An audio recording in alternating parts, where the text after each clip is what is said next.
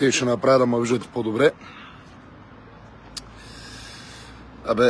В общи линии недоумявам някакви работи и аз, когато ги недоумявам, обичам да чувам и страничното мнение, коментирам и общувам, разсъждавам в общи линии, малко къде са поетеса на хубава българска ракия.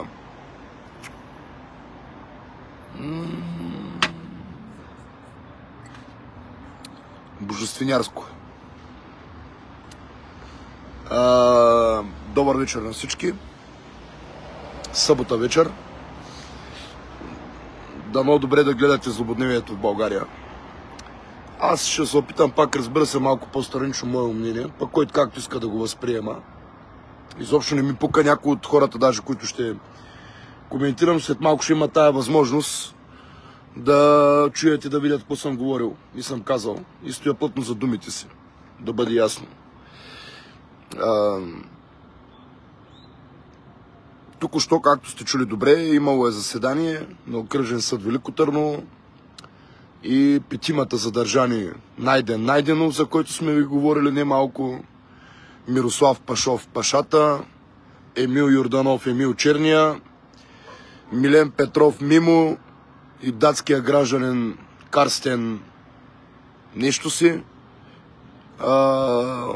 са от Окръжен съд, от съдия някой си, пуснати под домашен арест при тая зрелищна акция на ГДБОП, с тая помпозност, фанфарност, с тази потайност, с това прикриване на информация от областна дирекция на полицията във Велико Търново.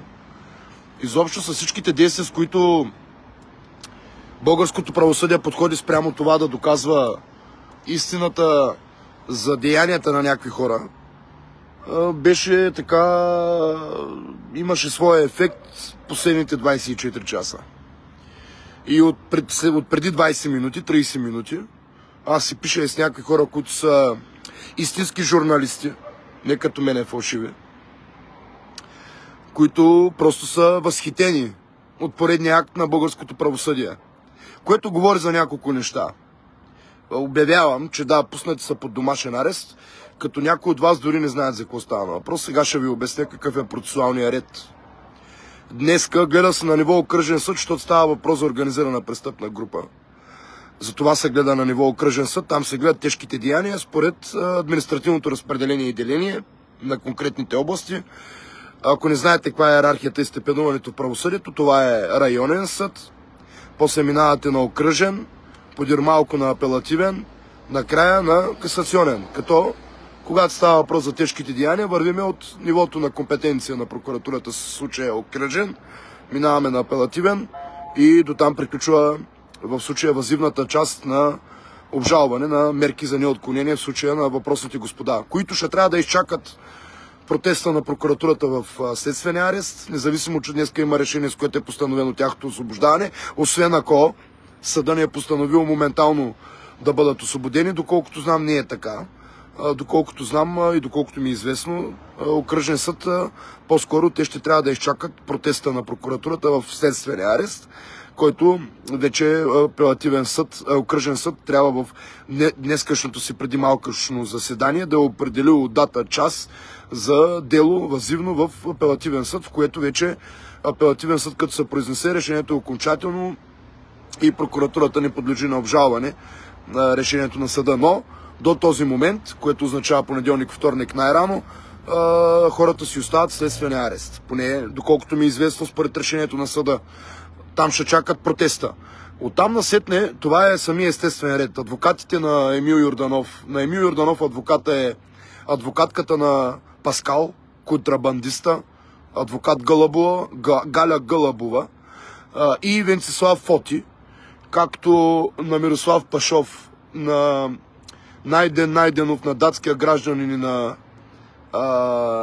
Милен. Адвокат е Борислав Нетков, бивш служител в районното управление в полицията във Велико Търново, настоящ адвокат. Адвокати са Милен Николов, който адвокат, нормален адвокат, не мога да го обвържа с нещо друго. Това са адвокатите, които бранят, мисля, че общо 6 на брой, от 3 адвокатски колеги и кантори защитават и бранят въпросните обвиняеми. Повтарям, 28 престъпления, извършени за последните 10 години пред очите на българската компетенция, която трябва да правоприлага закона. Аз пак ще кажа, че познавам и Мирослав и Емил лично. Нямам нищо против особите на тия хора, но отдавна те са прекрачили границата на нормалното в обществените взаимоотношения. От гледна точка, ако щете, на елементарна демонстрация, ако искате на безнаказаност, ако там насетне на елементарна демонстрация на нещо, на което не може да ни удържи гърбето, тогава, когато някои хора от Пловдив или от София спрат да оказват каквато и да е било каквато и да е била протекция на това, което имаме като съществуване. Аз никога няма да забравя как Миро ми се обади преди 3 месеца и половина. Когато засегнах темата за побоя на служители на Traffic Security в Пловдив, които биха 3 български мъже на по 60 години. Аз разпространих това видео. Аз бях човека, който най-много дъни по тази ситуация. И благодарение на нас те бяха задържани. Никъде не сме го обявявали. Не пишеме помпозни заглавия от сорта на първи в безпартиен БГ. Първи ние разказахме, първи ние казахме, доказахме. За нас е най-важно, че информацията е на дневен ред. Хората имат възможността да я консумират, как ще я възприемат, какъв ще бъде ефекта и резултата от това, дали това ще покрие техните очаквания. Не е моя отговорност. Моята отговорност е да ви дам тая информация под всякаква форма. И тогава ми се обади въпросният господин Мирослав Пашов, който ме увери, че трябва от името на господин Петлешков да бъда уверен в това, че Трафик и той нямат нищо общо с мъжете, които били други мъже и са държали хулиганско и нанесли телесни повреди и т.н., защото аз засегнах името на Петлешков в материалите си, които правих в тая посока. Ама на мен не ми пука. Само да обясня. Някой е забравил, че ако Симон Милков е бил човек на някой, си нямаше да стои 1 месец под домашен арест. И 1 месец в арест. Само да обясня. Емо Черния и Миро Пашата, на фона на нещата, които са свършили през спокойното си съществуване, нямат и 10 дена следствен арест. Аз имам 1 месец следствен арест. Симон Милков има 1 месец следствен арест. Знаете ли защо? Защото той казал на някого нещо си на някакъв тротуар, което е доказано единствено и само със свидетелски показания, и то свидетелите се отказаха от показанията си, които казаха пред и съдия, че показанията са им взимати на сила и някои други хора са ги карали да говорят неща, които нямат никаква връзка с цел на Симон Милков да му бъде натрит носа. Сега искам да ви разкрия нещо за Търновския съд и за Търновската прокуратура. На мен отдавна ми е предложено да изсера една сума пари, с която да бъда лишен от всякаква наказателна отговорност. Не се шегувам. И то на ниво Велико Търново. Срещу мене се води едно досъдебно производство, ангажирано възпроизведено от Веселин Райков, началник на районното управление във Велико Търново, Драгомир Драганов, началник на криминална полиция към районното управление във Велико Търново, и Димитър Машов, директор на дирекция на полицията от 12 години, със статут на несменяемост във Велико Търново. Сега ще ви обясня кое е направил Симон Милков. Симон Милков беше на едно заведение, в което заведение по някаква, не знам, нелепа случайност, не знам как стават тия работи. Баща ми казал, Бог да го прости, великия Златко Милков, че случайни работи на този свят няма. Но аз бях в заведение Плей, което вече не съществува, между другото, то не съществува от този случай. Буквално заведението беше приключи дейност след този случай. Бях гост там, бях чест гост в заведение Плей, защото аз харесвам много българската музика. В нейното свободно лайв изпълнение. Пък още повече, ако той е от името на Яница Русева. Да ми бъде много здрава. Уникален глас и талант. Дали ще бъде от момчетата, които бяха бенд там, хората, които възпроизвеждаха българската музика по един от най-яките начини за Велико Търново, мога да кажа смело един от най-добрите лайв клубове, от гледна точка на ентертеймент, както и да е. И бях там на 13 август 2023 година. Ще станат сега на 13 август 2 години от този случай. В който случай аз бях нападнат от един от героите ни в едно разследване, което направихме за един имот, който се строи на територията на село Присово. Великотърновско, всички великотърновци го знаят, това село, който обект не видя бял свят. Смисъл видя за малко, несаниран, недовършен, видя някакъв резултат, но той стои в момента като едно бетонно и срамно лайно на центъра на Присово. Защото дойде момента, в който героя на нашето разследване, да му бъде потърсена отговорност от собственика на парите и потока на парите, с които беше построено. Това е именно човека, който му паднаха обвиненията за лихварство и тем подобни финансови престъпления, които, знаете, че според нов приет закон, вече не се третират като престъпление лихварската дейност. Падна му издирването на човека и той се прибра в България и си потърси обекта и парите. И човека, който беше герой на нашите разследване, загуби звук и картина. Няма го. Каза се Евгений Самоводския. Хората го знаят като дебел мошенник и измамник, като човек, който дължи пари на целия свят, като човек, който няма една стотинка си обърши трибуквето, камо ли да строи обекти за понад 500 хиляди лева с разгърната площ над 550 квадрата. Обекти, които ни изпряхме. Лично аз съм звънял на кмета Панов, много добре знае кмета Панов колко ми е силен ентусиазма. Много добре знаят община Велико Търново и ОДМВР Велико Търново колко ми е силен ентусиазма. Аз не съм Руменчо Каратиста, не съм Витан Петко Тюфлека, не съм Марианчо Камбанката, не съм Светло Лайца, не съм злободневието на Велико Търново, което може да бъде контролирано и владяно, направлявано и така приведено в състояние на някаква зависимост на база на, кощете, финанси. Боли ме шнуро. И съм от хората, които знаят много добре и Миро, и Емил, и цялата там общественост около тях, че на мен не ми пука да ги говоря нещата едно към едно. Въобще не ме интересува. Никога няма да забравя как ми беше изпратен екип на Empire, когато бях подкарал Петър студента в село Керека. Всички го познават и много добре, няма да коментирам този престъпник. И той беше получил от ГРБОП и след малко освободен по домашен арест. Вече си с подписка навънка, няма никакъв проблем. Превзел едно село, което аз съм кръстил Пешо Студентово. То не се казва Керека. То се казва село Пешо Студентово. Разбирате ли ма правилно? Оттам насетне, на 13 август, посетител на това заведение бях аз. Бях аз и поради нещата, с които съм се занимавал и опита, който имам по медии, по събития, по най-различни така мероприятия. Хората знаят, че имам някаква даденост гледна точка на певческите ми възможности. Поканиха ме да изпея На случайна гара, това е една от любимите ми песни. Тя е на Васил Найденов най-вече. И разбира се, аз се изпълних. Очевидно това не се хареса на хората, които бяха пристигнали току-що. Малко по-рано назамеряха с кутии от цигари, някакви неприлични жестове и така нататък. Нещо, което аз избегнах с тактическата ми подготовка как да действам в такива случаи. Например, аз имам няколко правила, които не нарушавам. Например, какво да ви дам за пример? Хората, които ме познават, знаят, че аз с гръб към хода не сядам. Винаги съм с лице и никога в гърба ми да няма нещо, което да може да ме изненада. В този ред на мисли хората знаят, че аз от бутилка една, която съм си взимал, един път отворил, втори, трети път, друга не пия. И много други неща, които са част от мерките за моята лична сигурност и безопасност, защото, повярвайте ми, ангажимент в тази посока на някакви хора има немалък и интерес нездрав. Оттам насетне аз бях обърнат с гръб към цялото заведение, с лице към бенда, който е ходил в Велико Търнов плей, знае за какво говоря. Момчето, с което бях човека, с който бях и работя и т.н. Току-що беше започнал работа в екипа ни, беше зад мене, седнал и си кара кефа. Това е един от най-спокойните хора, които може да познавате. Няма шанс в момент, в който този човек да... Не е Симон Милков. Както и да е. И въпросният господин минал с лакет, събори от всичките чаши, което имаше на рояла в скута на човечето.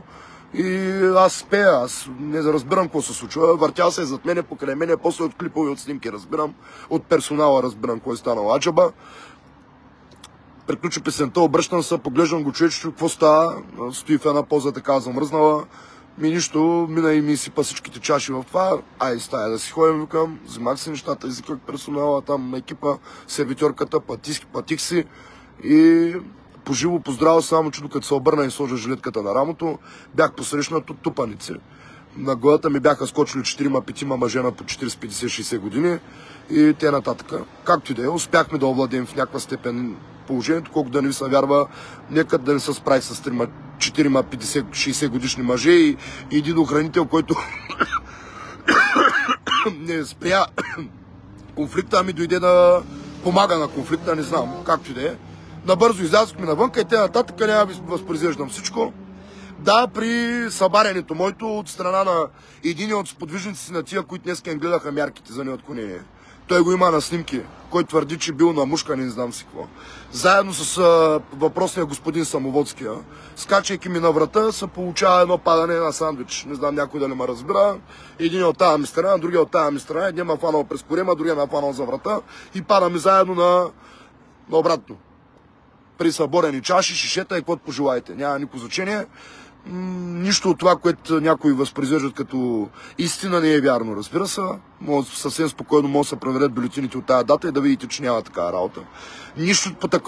По нищо такова не е работило полицията.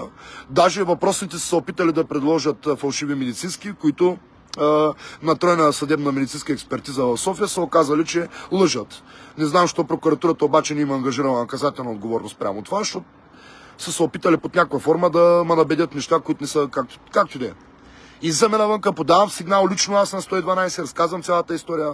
Пристигат патрул един на Великотърновското районно управление, при което на мен ми е ясна цялата картинка, защото, както добре знаете, аз не един път съм ви занимавал с съвестните полицаи във Велико Търново. Най-вече въпросните трима, които споменах във видеото в началото. Димитър Машов, Веселин Райков и Драгомир Драганов, които още са на позицийка, на работка.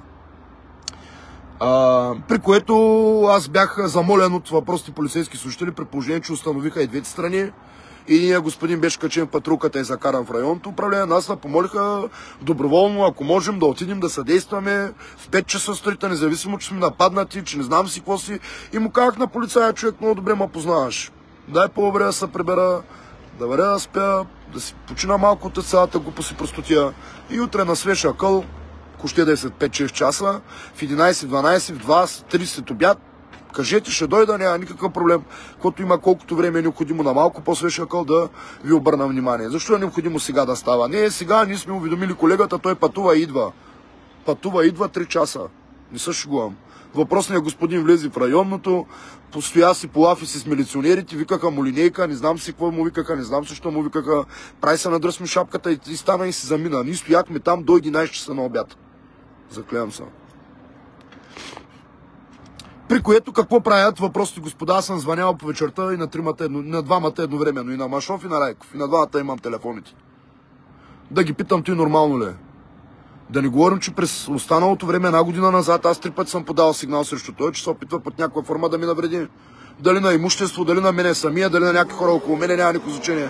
Опити е правил, прилагал съм чатове, в които заплашва и не мене, не само, и други хора. Включително от Присово имаше проблем с една майка, с децата и т.н. Боряна, ако гледам, много добре знае за какво говоря. И както и да е. Няма проблеми, оставяме го настрани. Въпросите, господа, не само, че не се дигнаха телефона, не само, че нищо не се случи от това, ами накрая, както казах и в таксито пътувайки до районното, няма се очуди, викам, ако сега се окажа виновен. И точно така стана. Симон Милков отиде там като пострадал, беше конституиран като такъв. Станах свидетел, най-накрая минах на обвиняем. Приключиха производството за пострадал, приключиха производството за свидетел и най-накрая останах обвиняем. Не се шегувам. 6 месеца от 13 август 23 до януари месец 24 Веско Райков какво е правил? Събирал камери на районното управление, събрал 3-5 милиционери, на които те са му подчинени, и разбира се, много лесно в един съдебен процес може да бъде доказано дали тия хора лъжат. Те са вижда и в разминанията и показанията по производството, че лъжат.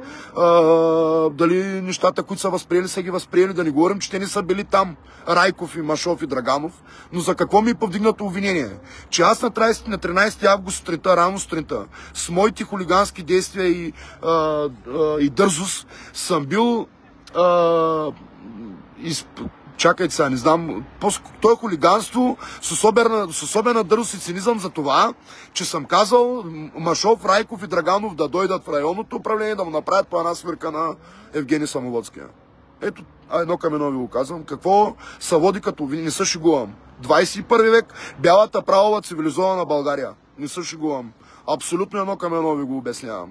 Това не се гледа по частно правен път, ами се гледа от позицията на използването на закона, на униформата полицейската, да ангажираш наказателна отговорност някой, който до вчера ти е разкрил всичките лайна, които си изсрал, на база на които се гради личността ти като някакъв там, какъвто ще да си началник, на когото ще да си. Началник си единствено на жената, даже на нея не си, защото за последните 3 години си сменил 3. Много е лесно да се лягаш с прокурорски щерки. Въобще толкова е мътна и противна историята във Великотърновска околия, от гледна точка на полиция, на правораздаване и правосъдие, че ви бедна фантазиката, например, съдя по това дело, което водят срещу мене ОДМВР Велико Търново. Нали чухте за какво водят дело срещу мене? Не се шегувам. 3000 лева гаранция са ми взимали за този дело. Не се шегувам. Хора, не се шегувам. Всички бяхте тогава на... Гледали сте видеята, които са били на лайв и нататък. Страниците няма, видеята ги няма отдавна. Веско Райков се е занимавал да прави лицево разпознаване, гласова експертиза, експертиза за самите видеа, дали са рязани, как са рязани. Всичко е подготвено вътре в производството и се шегувам, заклевам се. Аз съм подател на сигнала на 112, доброволно отивам пред районното и доброволно се добивам с обвинение. Защото чакам 3 часа някой да дойде да свърши работата, когато аз съм пострадал. Никой няма интерес да изкара Симон Милков пострадал и да има обвиняеми за това. Защото те легитимират, защото означава, че работата, която вършиш на някой му пречи, той е готов да ангажира ресурс, да ти се противопостави на желанието за истина. Така стоят нещата. Никога няма преживее, че единственият протест срещу МВР в провинцията е в Велико Търново и съм говорил аз. 100-150 човека, ама бяха там, нали? Викаха ви за оставките, нали? Какво има да говорим и да коментираме повече? Каквото и да правите, колкото и опити да опитахте да направите, да разбиете колоната, да не се дойдат хора, да ги викате един по един, да се опитвате да какво ли не е? Полицейски номера. Абсолютни полицейски номера. Областният директор на полицията във Велико Търново със статут на несменяемост, повтарям. Знаете ли какво означава статут на несменяемост? Да си директор на полицията във Велико Търново 12 години. Той е сменил 4 министри, 3 главни секретари. Не знам си колко директори на ГДНП и не знам си какво си още. Как смятате се удържа на този течение? Как? Кажете ми. Аз питам един обикновен елементарен служител в една IT компания. На фона на търсенето и предлагането на работна ръка в този сектор, как точно ще удържиш 12 години да стоиш на позицията, която стоиш, при положение, че всеки ден, всяка минута и всяка секунда се възпроизвеждат нови и нови мозъци, които да могат да препокрият твоите възможности на позицията, която вземаш, дори и срещу по-ниско заплащане. Как точно се удържа на такова място? Аз питам. Какъв е този мандат 12 години? Какъв е този мандат статут на несменяемост? Дава ли си сметка вътрешния министър Митов, който съм сигурен, че гледа моите видеа? Давате ли си сметка, господин вътрешен министър, че нещо не е здравословно за доверието, което очаквате да получите от обществото? От гледна точка на МВР. Няма как да стане, разберете го. Ако искате да е здравословно, то човек трябва мандат. 4 години да не повтаря. Като иска да почини 4 години, стои пак да се пробва. Да минава съответните конкурси, съответната физическа подготовка, съответната стрелкова подготовка, съответните там всички неща, които трябва да изпълни по процедура и по норма европейска вече такава, защото ние вече сме пълноправни членове на Европейския съюз, влизането ни в еврозона, в Шенген и не би било редно да има каквито и да е било оплакване в тая посока. И ако на един Димитър Машов за 12 години не му е уврял един Hells Angels, не му е уврял един Емо и Миро, не са им уврели всичките неща, които се случват на територията на Велико Търново, Мания Груп, Евгеновци, Найденовци, и да не ги повтарям всичката измет Търновска кална, ами да става и да се заминава. Защото търновците изплатиха апартамента, който си купил с ипотека, е там до природно-математическата гимназия. В една сграда живееш с бивши депутати от ГЕРБ. Какво има да коментираме? Всички знаем как Дмитко Машов се появи като директор във Велико Търново. Всички знаем как Веско Райков стана началник на районното управление във Велико Търново. И всички знаем как горноряковският наркоман Драгомир Драганов стана началник на криминална полиция във Велико Търново.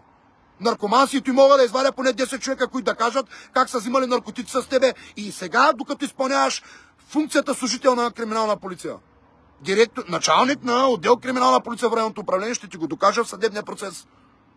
Ще ти го докажа в съдебния процес, който предстои да върви по същество. Казах ли ви, че една година няма да има дело? Същия съдия, който и по делото това за Етия, е същия съдия и по делото ми за Явор Божанков, което той води срещу мене в същия този Великотърновски съд. Случайно разпределение на делата. Случайен принцип на разпределението на делата. Его къде? Случайният ви принцип на разпределението на делата. Повтарям, че ми се предлага сума, с която да се оттърва от наказателна отговорност във Велико Търново. Кой прокурор ще се самосизира? Шишкавия Мацуранко, дето го изсрам да застане пред камера, дето въвли дъвче, дето му пресъхва езичето, като види камерка, защото си знаел сраното дупи. На Гешев там проститутката ли? Виж, шегувате ли са? Точ човек ще ми бори правосъдие. Виж, чакате правосъдие от тия палячовци. Как да ви го обясня? Правосъдие ви го къде? Ще бият като километър там по улиците, ще бият като боксови круши, ще си плащате сметките опайнерчето и няма да се обаждате изобщо. Варед да се оплаквате на Веско Райков, на жена му, на баща и на бившия ви апелативен прокурор. До там е стигнало дъното във Велико Търново. Тиня и кал, лайна и помия. И наркотици, да вариш мъркането здраво. Дошъл е в Джеронимо, дошъл е някъде друга, няма никакво значение. И знаете много добре вие всичките, че мога да ви ги кажа и очи в очи тия работи. Мога да си понеса шамара, тупаника за това, няма никакъв проблем и арестчето дори. Нали? Разбирате правилно, че въобще не ме интересува. Аз няма какво да губя, вие имате какво да губите. Очевадно. Инсулинчета, здравословно състояние. 28 престъпления. 28 срещу мене има 3000 лева гаранция, че аз съм казал на истината на трима палячовци. Вие шегувате ли са? Вие шегувате ли са с мене? Аз чакам си търпение да застана пред съдия Хаджи Танев във Великотърновския съд. Нямам никакво търпение. Да дойда да ти кажа някои истинки за и тия тримцата, дето си седнал да ми образуваш дело, което трябваше да бъде прекратено моментално, да ти стане ясно, че е дело шамар. Не е дело, защото някой се е нещо почувствал, не знам си как си. На трима миндираси деца застанали, един на майка си в газа, другия на майка си в газа, третия на майка си в газа, събрали трима милиционери, които са техни подчинени. Да водите дело е тако с нещо, моля ви се срещу мене, можете да си представите. Кой го плаща този ресурс, бе? Кой го плаща? Сотирушев, Митко Манолов, Петър Христов, Камен Костадинов. Кой го плаща? Абе, Митко Машов. Кой? Той държи на поста 12 години като областен директор на полицията във Велико Търново. Помниш ли преди 3 години в кабинета ти, като ти казах лично очи по очи, че ще ми стане ти кауза? Че най-мразя да бъда лъгани, да ме правите на тия всичките, на които са правите там. Барабар Силиан Тиличев, Стефан Тиниколов и цялата пасмина, дето са събрали да бъдете закона във Велико Търново. Суная плешивата ти говорителка. Да, плешива говорителка, защото и тя на поста там от не знам си кога. Няма млади момичета и момчета в Търновския университет, които да получават заплата и да си вършат чинно работа, не като Марянка, срещу 2 лева да пиша код ми падне и да не казвам още срещу какво. И да пиша избирателно, когато ми падне и както ми падне. Държавата на абсурдите. Ще ти дойде акцийка 140 човека, гея боб и ти ще им покажеш един среден пръст, днеска им показаха търновската измет. Вътрешният министър Гелия Боб получиха един среден пръст.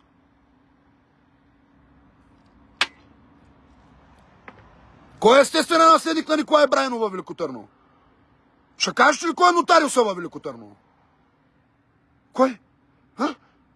Ще кажете етос? Етос ще кажете. Колко отписахте, когато трябва да пишете за Вълевци, Мълевци, да ни казвам още за какви други измети. Търновски, тини. Престъпници, които продават наркотици на децата ви, докато им са кефите, им са кланите, им са поклонявате. Чистопоклоннически са нагъзили на едни хора, които ежедневно продават наркотици на децата ви. Ежедневно застрашават животите и здравето на децата ви. Защото оня палячо с Макдака е там на кръгчето, сина му всеки ден кара с по 300 км, както смети за добре, и понеже водят дела баща му и шефа на КАТ Велико Търново, големия секс маняк, Рачо Секса. И човека няма никаква отговорност, сина му си прави каквото си иска. Да? Те стоят нещицата във Велико Търново. Все едно не ги знаем как стоят работите във Велико Търново. Аз забравих да поясня. Умишлено чакали на 13 август се случва това 23-та година. 6 дни по-късно на 19 август на мен ми изтича изпитателния срок от смешната пробация, която ми скалъпиха на база на разследването, което направихме в Горна Оряховица с Нова телевизия Тина Ивайлова за купувач на гласове на Явор Божанков. Пак прокурор Харитонов от окръжен съд Велико Търново, тогава шефката на районната прокуратура в Горна Оряховица, която по случайното разпределение на делата беше прокурор по делото на Божанков и прокурор по моите дела. Всичките в Търново. За големите ми тежки престъпления, за това, че съм щупил бутилка в главата на Цветанов, за това, че съм затворил пътя Русе-Свиленград долу на Дълга лъка, за това, че вече забравям за какво, че съм щупил носа на Кристиян Байчев, защото се е сплюл в лицето на някой момиче. Много ясно. Да не ще го бавя. Какво ще го правя? Вие какво ще направите? Виждайки, че някой плюи в лицето на някаква жена, момиче. Но са и малко да му щупиш. Да?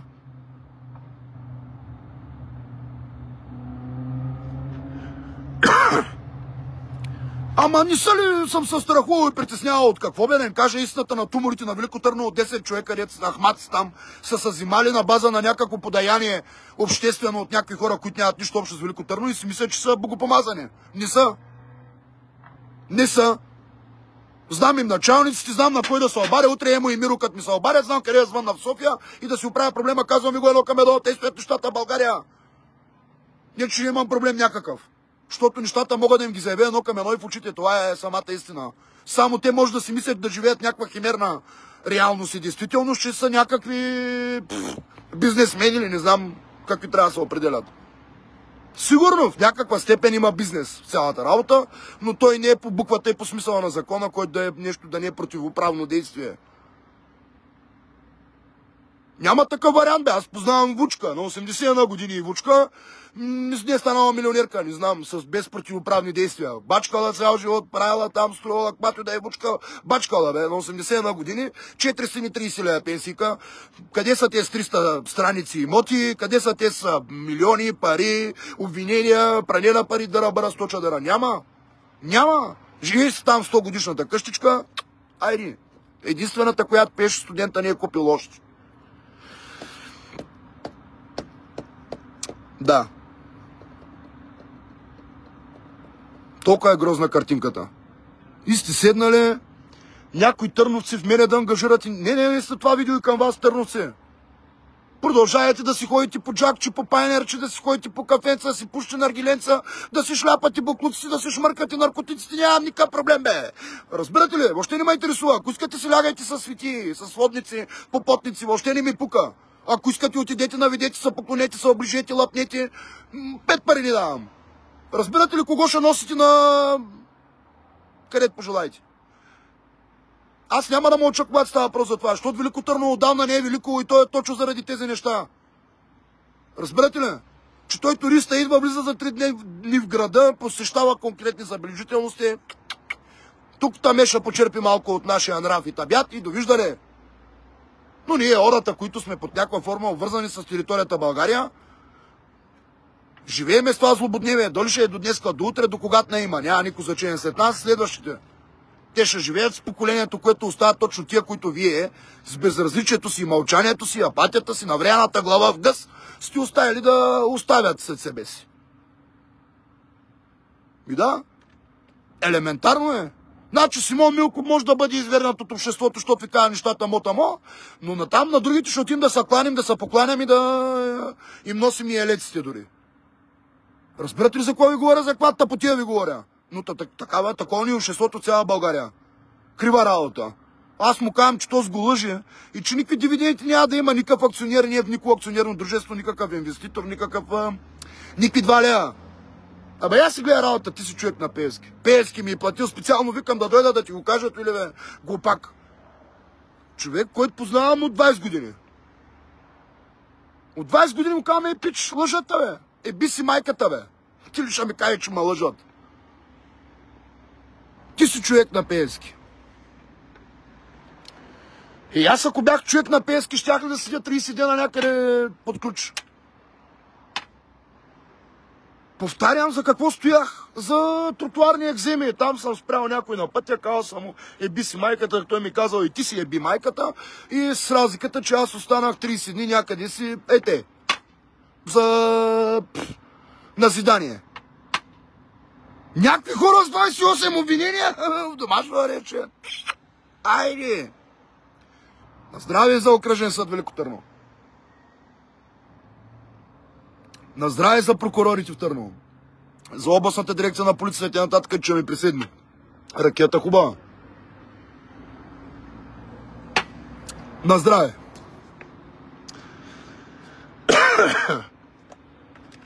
Въобще...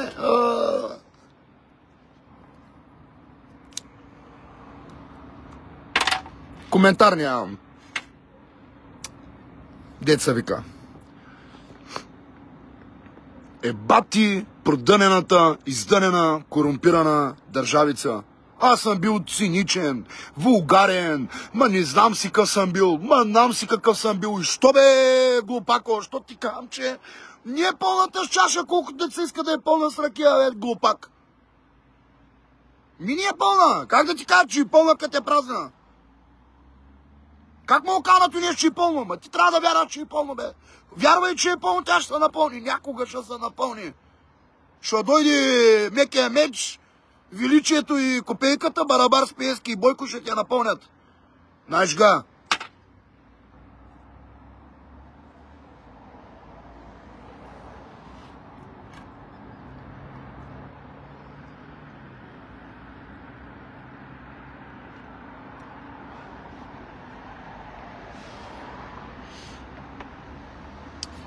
Няма такива циркове. Симон Милков, знаете ли, че в февруари месец беше разследван за следното нещо? Слушайте внимателно. Януари, декември, простете. По общ сигнал на 10 служителя от дирекцията, същите полицаи, които ми правиха, каквото не правиха дирекцията в Търговище, изкомандорени от някого, написали един общ сигнал, под който са подписали и го изпратили, моля ви са, до ДАНС, не, до ГДБОП до Софийска градска прокуратура и Софийска градска прокуратура до ДАНС за следното нещо, че Симон Милков подготвя действия, с които да свали правителството служебното тогава и президента Радев. Аз съм бил диверсия съм правил, вътрешен тероризъм. Не се шегувам, бе. Не се шегувам, бе. Бояне е тук и те да ви напише, дали не ходи да дава показания. Не се шегувам. Зато и, че хората на Попол са затворили 10 дена на някакъв път, който така беше подбран, че да ни натоварва кой знае колко много движението дори. Ако са искали да бъдат още по-ефективни хората на Попол, щяха да се затворили главния път София-Варна за 10 дена. Трудно щяха да ги махнат оттам. Не се шегуваме, хора. Някой си мисли, че Симон Милков стои сутринта става, облича си дрежките, дет му ги купил Пеевски, взема си телефон, че дет му го е купил Пеевски, качва се в колата, дет му е купил Пеевски и отива да работи за Пеевски, по поръчка на Пеевски и си барата шаците по цял ден. И елате да плащат и адвокати, да се явявате на дела и да се борите за правото си след всичко, което сте направили като видеа, материали, защото единственият човек в България, който носи някаква отговорност на база на това, което възпроизвеждаме като съдържание, съм аз. Не съм видял Жечев да го влачат по съдилища, да му спретват спектакли, както и много други хора, няма никакво значение. Ще кажеш, подходът бил различен. Не е вярно. Аз смятам и няма спра да го повтарям, че отдавна сме минали границата на нормалното, в което и да е било, че да се отнасям към някакъв човек с уважение, който измамил стотици български семейства. Няма какво да му правя, да му го уважавам.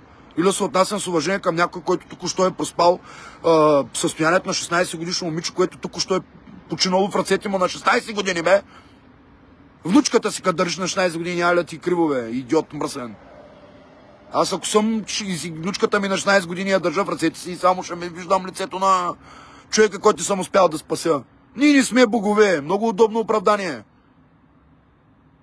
Ма не ги вашим, пак те ги пускат. Пак много добро оправдание. Знаете ли що? Защото навсякъде говорим за отговорност. Отговорност. Отговорност, приятелчета. Отговорност, която всеки един от вас, дето ма гледа, носи.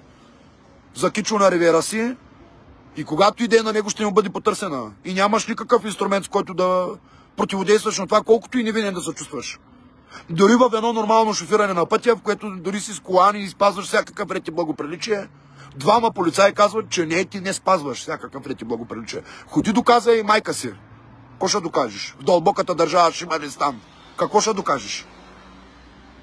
Според българския закон ти трябва повече от 3-4 свидетели, които пак не е сигурно, че ще им бъдат приети показанията и не е сигурно, че ще наделеят над полицейските измишлетини.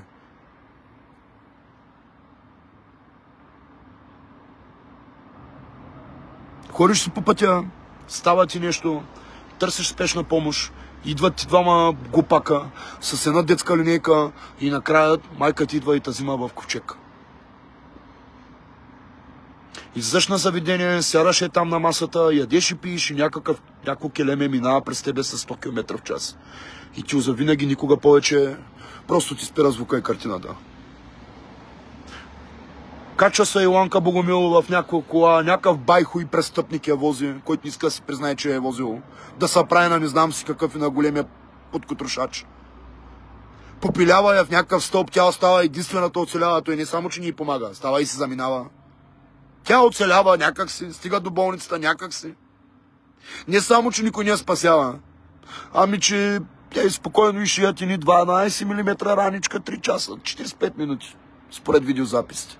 45 минути ще ми 12 мм раничка, за която професор Балев казва, че била просто повърхностна рана, изобщо не е имало нужда от шиене. Но няма проблеми местните мисирки да скочат срещу 2000 хора, които кръщят за справедливост за това дете. 4 човека се противопоставят на позицията на 2000 души и казват, вие сте ненормални, пък този едва води престъпник и наркоман. Нека да съм наркоман, бе. Нека да съм престъпник, нека да съм педофил, буклук, педерас, човек, на когото поискате, въобще не ми пука. Мамка ви мръсна долна, аз няма какво да губя. Освен свободата си, няма какво. Не знам на какъв език трябва да ви обясня, че в България има хора, които нямат никакъв проблем да вземат подобни решения и те да им станат форма на живота. И именно да правят всичко възможно, да крещят все повече и повече, колкото повече хора могат да ги чуят, без значение кой от вас как определя резултата. Вижда ли го, не го ли вижда, пощипва ли го, поплясква ли го, на никой не му пука. На нас целта ни хората, към които е насочено това, да усещат резултата. Пък дали той го е видял някой палячо в депутатски костюм или някакъв сектант, измамник и мошенник или някакъв милиционер или някакъв докторя, въобще не ме интересува. От всички хора, дет ма гледате, тук те 400-500 души, не знам има ли 5 човека, които да са прегърнали толкова с много майки облечени в траур.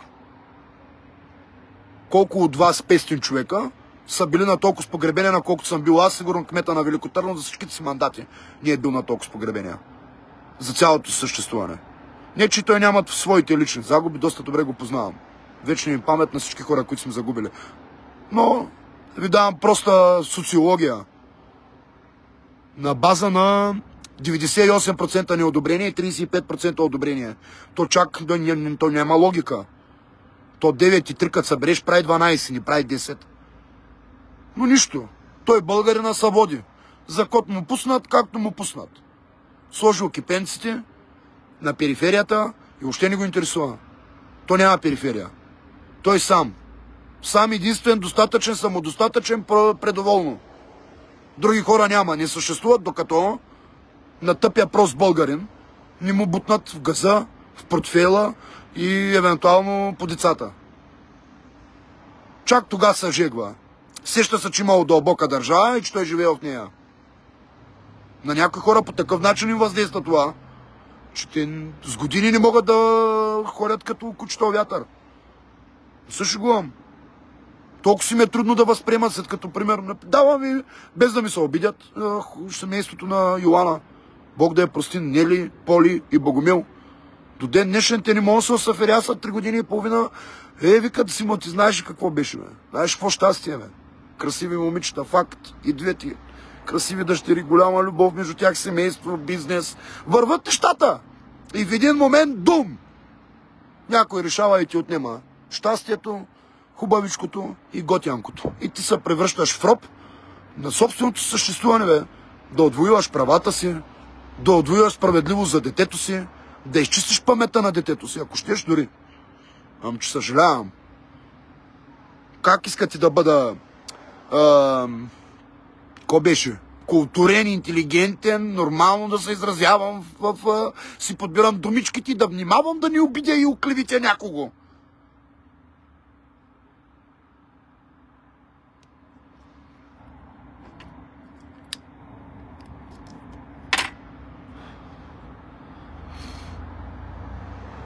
Ми казвам ви тъпотия.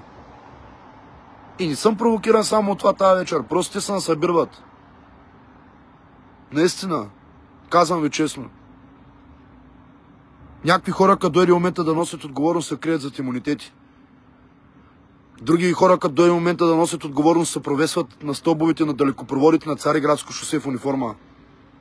Трети, като дойде време да носят отговорност, се слагат край на живота. И те нататък до плюс безкрайност. Просто носенето на отговорност в България е някакво относително понятие. То не подлежи на физични закони, не подлежи на обществено възприемане от гледна точка на да я носиш тази отговорност, бе. Всичко, което правиш, да се ръководи от това, че трябва да носиш отговорност след това, преди това, по време на... Няма го това нещо, не съществува и то е от години на дълбоко така граден процес, който в момента виждаме неговите резултати. И черпим от тях. И няма черпим само ние. Ще черпят и вашите деца. И поколения напред, наред. Защото в Търговище, като случка тия неща, благодарение на хората и тяхната гражданска енергия, доброто победи. Едно към едно ви го казвам. Наистина. Аз за това време, което бях вътре, прочетох повече книги, отколкото изчел сигурно най-големия милионер в България за последния един месец. Дето се пишат за... да не говорим за политици. И всичките са следната тематика. Първо, никога не забравя де си тръгнал. Второ, бори се да преоткриваш себе си колкото можеш повече. Цял живот. Цял живот. Колкото можеш. Всичко да преоткриеш от себе си. Към това второто бих добавил прави всичко на макс. Скачай с парашути, бягай, да гърми, стреляй. Всичко, което можеш да правиш. Разбира се, в рамките на закона. Което да може да повиши максимално адреналина ти и да ти даде максимално от живота. Да минеш малко повече от 32% релоудинг, ремейнинг на състоянието ти, на съществуването ти. Да прави го. И трето нещо, което е много важно. Много важно. Никога мамка му не лъжи и не предавай. Може да изневериш. Прости му. Защото то е любов. То като природата. Не може да се контролира. Обаче, лъжа и предателство не са процеси, които ти не можеш да спреш. Не можеш да направиш нещо възможно да не се случат. В смисъл, обикновено са действия, които са съзнателни такива. Докато изневярата по някой път, осъзнаваш и осмисляш време след това. Защото човешкото същество със създаването си е приведено в тази верига хранителна, в която е и всяко едно живо същество. В която консумацията е неразделна част от съществуването на това същество. Нали? Като няма консумация, някой да имате насреща. Не един път съм казал там махини приятели, дет единственото нещо, което ги събира е пушенето на марихуана. И им казах, човечета, ви сте много готина двойка, много ми харесвате. Обаче не искам да бъда лош пророк, сигурно ще ме намразите заради това, което ще ви кажа. В момента, в който спрете и двамата да. Или един от вас. И отношенията ви ще приключат. Те се градят само единствено на това. Не бях пророк. 1 година и половина по-късно. После са очакванията, които са част от обикновено недобрия край на нещата. И най-накрая, разбира се, е шибаното предателство и лъжата.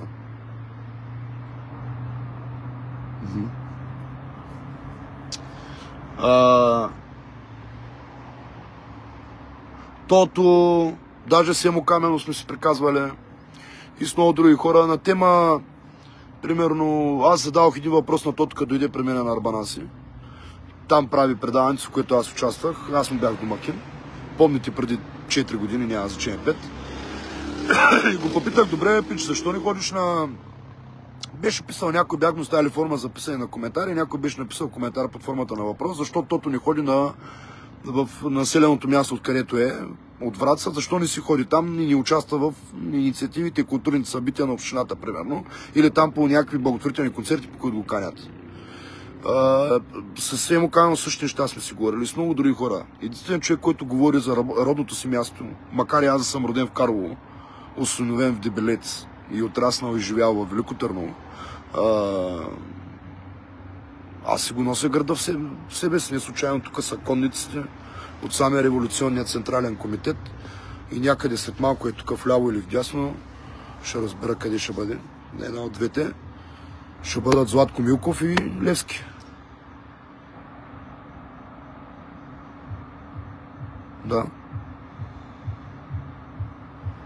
Но от крепкото си съществуване във Велико Търново мога да кажа, че няма друга такава точка в България. Някой ми вика, ама то навсякъде България е така. Не е вярно. Като горд следовател на България ви казвам, че не е вярно. Навсякъде табята и менталитета е различен. И навсякъде подхождат по различен начин. Например, в един Кюстендил, каквито и да са хората, едно предателство не би било толерирано под никаква форма. Да не говорим за един Благоевград. Той може да е предал човека 30 пъти, ама един път ти да си го предал, няма да ти остане длъжен. И от двете посоки, и от двете страни. Няма такова животно като великотърновеца. Обиждайте се, сърдете се колкото поискате. Които да претендират за нещо и да са абсолютно и тотално нищо. В голямата си част. Обиждайте се наистина колкото пожелаете, това е самата действителност. Докато аз си ги лафя те с работи и споделят снимките на задържаните, след малко задържани ще са е там на завоя на Панерчето и ще стоят отстрани събрани на тълпа глупаци, които да им са кефят на не знам на какво, на елеците, на чопарите, на не знам на какво да им са кефят, на татусите, на не знам на какво им са кефят. Честно ви казвам. Прави община Велико Търново събитие, с което се отдава почет пред паметта на Ботев и на Левски. Левскарите са там по задължение, уж по някакво убеждение. На Ботев на паметника, освен дечицата от училищата, няма никой. Ще свършат дечицата по училищата, както са тръгнали ударно да закрият училища. Я отворите статистика. Никой не приказва за това. За последните 10 години колко закрити училища и детски градини има? И колко открити? Да, Велико Търново е един от градовете, които откриват детски градини. Факт. Слава Богу. Мълчание.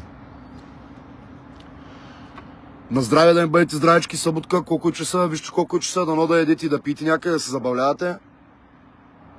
И докато пиете и ядете и си носите новите дрехи, се пазете. Имайте едно ново за хората до вас, защото всеки един момент и от тук насетне, и преди, и напред може да ти бъде последен. Разберете го. И колкото повече навлизаме във времето на въртележката на живота, тази опасност и действително става все по-осезаема за хората, които много добре ме разберат, кое казвам. Гаранции няма, бе. Гаранции няма.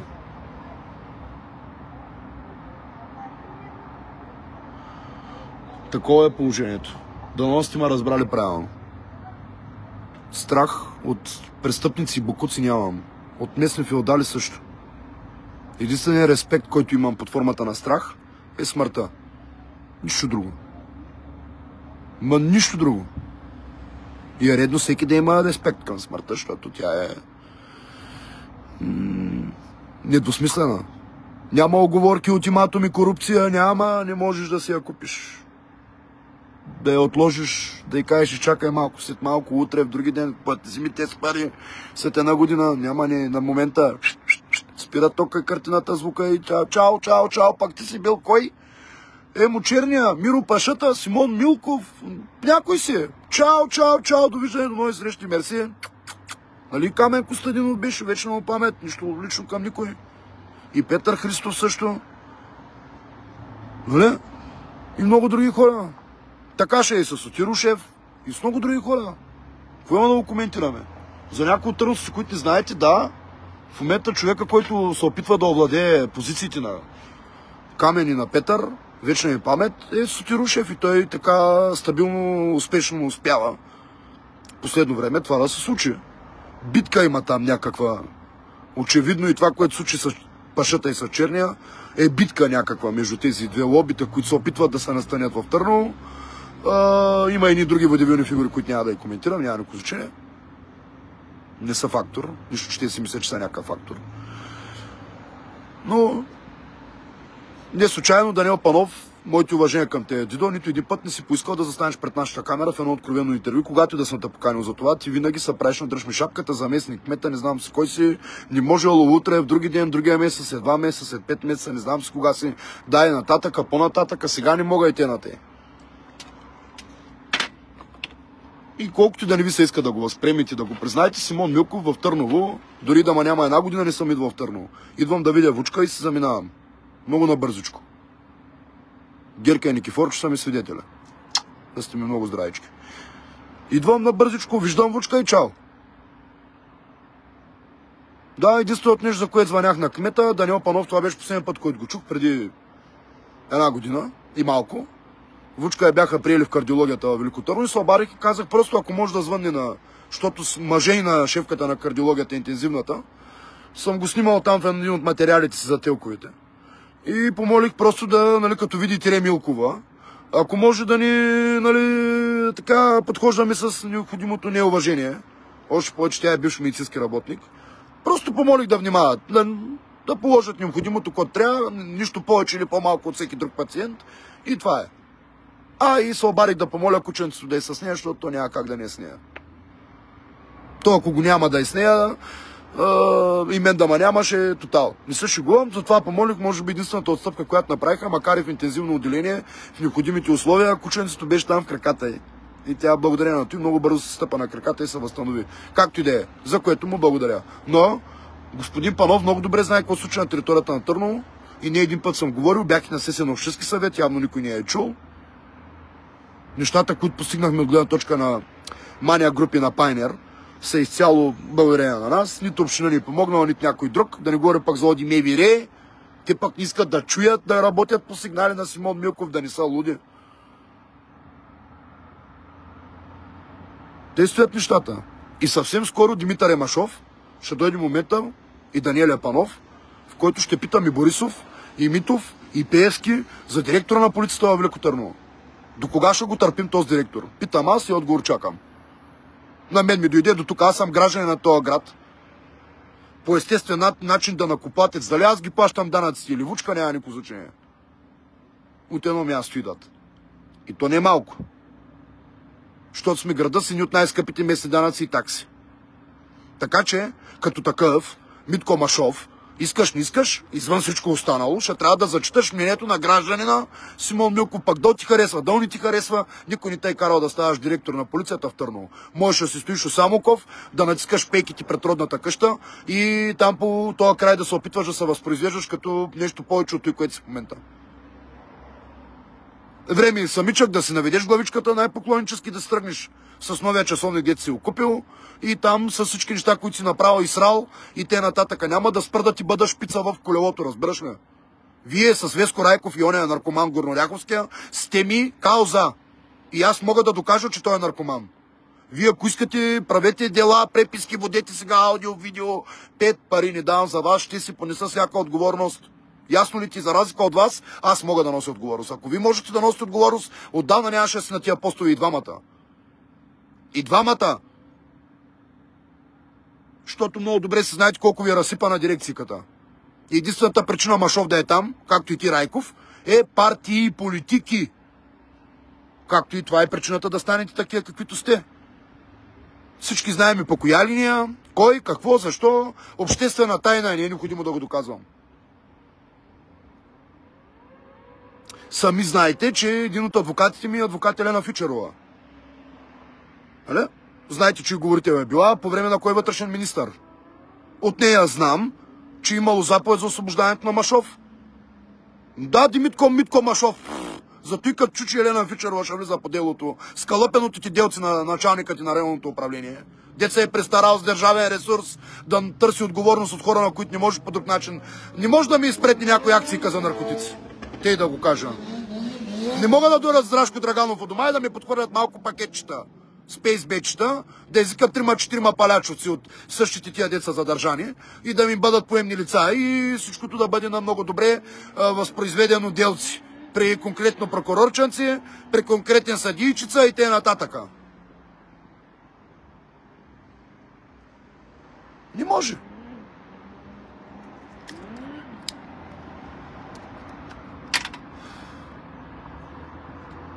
Митко Машов, несменяемия директор, статут на министър, своя автономия си има Министерство на вътрешните работи, то се намира в Търново. И тук е момента да кажа, че в Търново има изключително много читави, добри, достойни служители на МВР.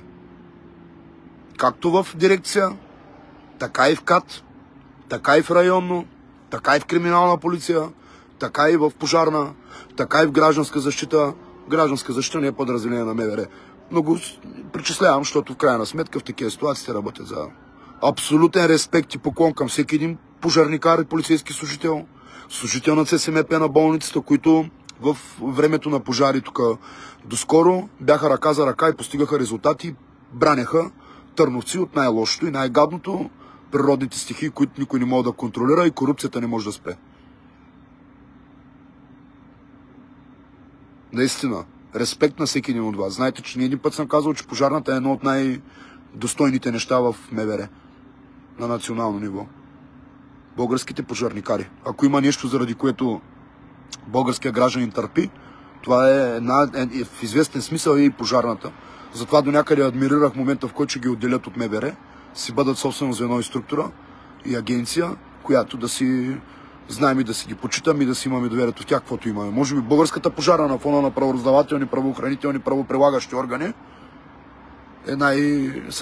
се ползва с най-голямо доверие пред обществото. И разбира се, пак ще кажа, в Търново, в дирекцията, в районното, наистина има читави служители. Няма ги споменавам, защото от утре ще ги викат по докладни. Те са единици, борят ми са на двете ръце. Буквално. Останалите има и от тях читави, сигурно, но повечето са в зависимости. Изпаднали тежки зависимости, в които нищо друго. Що вари кредита, ипотеката, на жената колата, на детето образованието и там от и Търново, толкова аз съм станал на 45 години, къде ще варя по курсове и по конкурси и ще ти ходя по дъра-дъра. Натискай си там униформичката, спазвай благоприличие и си карай живота. Димитър Емашов. Чули ма правилно, това е, казвам го пред всички великотърновци, казал съм го преди 3 години, ще го кажа пак. Ти си ми кауза, нали знаеш, аз не съм забравил, не съм спрял. Няма да забравя как си изпрати палячовци си да ми дойдат там в Търговище в съда, да ми демонстрират, да ми покажат, че добре знаеш, че къде съм и какво се случва и че там си. Той беше поздрави от тебе и от още едни хора в Търново. Откъде на къде иначе търновските палячовци, дет си ги обявил за някакъв отдел за бързо реагиране, които бяха държани на страни от ГДБОП. Никой от палячовците, дето им плащаме заплатите да се правят там на каски, щитове и да се правят на бопаджи. Нито един от тия палячовци не беше на акциите срещу господата. Знаете ли що? Защото всичките ги е страх от тях. Всичките ти палячовци в дирекцията ги е страх от 3-5 задържания. Изпитват ужас от момента, в който трябва да ни сложат белезниците. Камо ли след той, като излязат и сега, както ще ги освободят, живот и здраве, да носят отговорност за това, че са им слагали белезниците. Да, ти го знаеш много добре, Димитър Емашов, това. Кой от тебе, от там, от шнитите палячовци, пачаври, ще отиде да сложи белезниците на тия 5-мата, ако не бяха дошли ГДБОП? То е ясно, що се прави цялата акция. Яко да го коментираме. Но е факт, че ви държаха в неведение дори и при този целият цирк. Представете си, ако и нещо по-сериозно. Какво ви говоря? Кое не е вярно? Не ги знаем ли? Търновските шерифи. Някои хора, дете им дали патрулка униформа и са помислили забравиха шмъркащите години по пешмана. Забравиха наркоманските години по пайнерчето. По Бали, по Джак, по Органза. Забравиха туалетните на Органза. Забравихте ги. Вие, че сте служители на реда. Палячовци, да не говорим, че някаква част от вас сте яли и шамари дори. Дет днеска сте от комплексарщина, сложили бронежилетките и са правите, пак казвам, на това, което не сте. Самия ви ръководител е психически нестабилен. Зависим от хазарт, от алкохол и да не казвам от още какво. Да, Димитър Емашов, клиповите са шмъркащите служители стоят. Умишлено стоят. Дори и на фона на всичко, което преживях. Да. Виждали са ги, мога питаш там. Знаеш кой е адвокат? Мога да се обадиш, виждал ги. Показвал съм ги. На неедни хора. На шмъркащите ти полицаи в Търновската дирекция. Дет ги чакаме да борят пазара на наркотици във Велико Търново. Ще борите етос. Ще приборите етос. Каквото ви кажат, обаждат ви със същите тези, дет контролират пазара на наркотици, вари удари в Джуленица е там унес. Удрей. Ви, как беше? Стадото цяло, вълка сит. И сега да питам, скъпи Великотърновско, което ви казах не е вярно.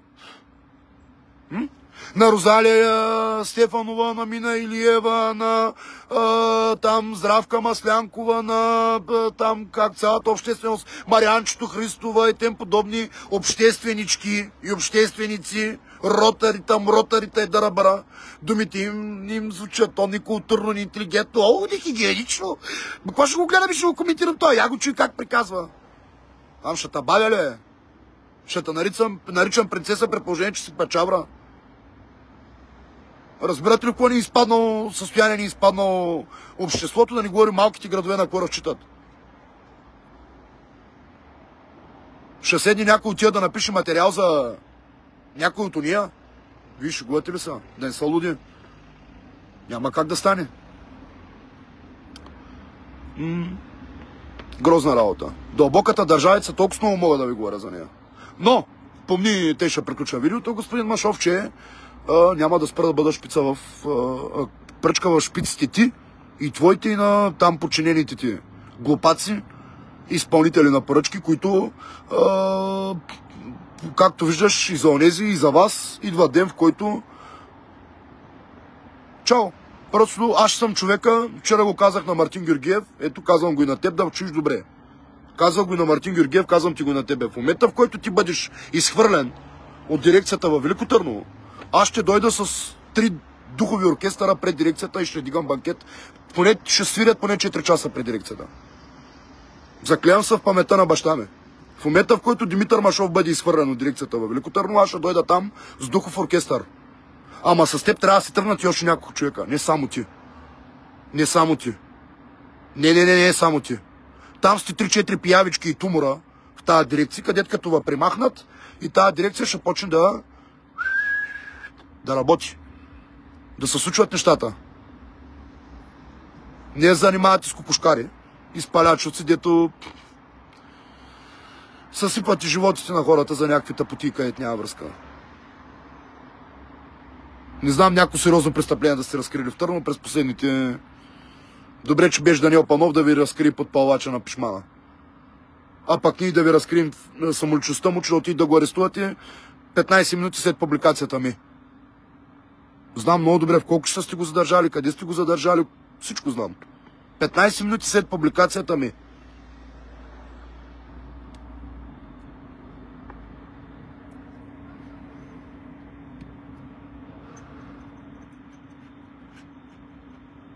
И тъй, четете си Нела Сукова, купувайте си Янтра, въобще не ме интересува. Там гледайте си Митко Манолов, гледайте си... Въобще не ме интересува. 5 пари не давам, казвам ви честно. Тая простотия и селения ми е дошла да е тук. Да се правим на такива, каквито не сме. И които никога няма да бъдем. Да правим опити да бъдем такива, каквито никога няма да бъдем. Камо ли да преповторим някакви други хора. Абсурд, всеки един от нас е неповторим. Него го има за малко и с малко го няма. Правите всичко възможно, накрая да свърша всичко с усмивчица. И се отивате от този свят с достоинство. Да има поне 5-6 човека, които да дойдат да ви дадат почет. И да ви ценят и да ви носят за винаги в себе си, винаги да ви споменат, да има кой поне да ви спомене именцето. Защото някои от тия хора, дето споменах, и имената им дори няма да помнят. Камо ли делата им.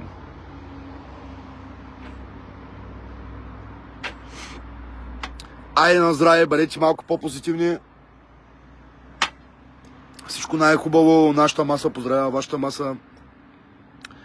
И те. Те ще си умре Симон Милков, да. Както се е родил. Въобще не ме интересува кой хареса, кой не хареса. Казвам ви, не се ръководя от тези неща отдавна. Отдавна обществено мнение не плащам данък. И за разлика от мнозина, аз съм от малцината, дето мога и очи в очи да се изправя с думите си срещу хората, които дори съм, срещу които съм ги употребил. Ще не ми пука.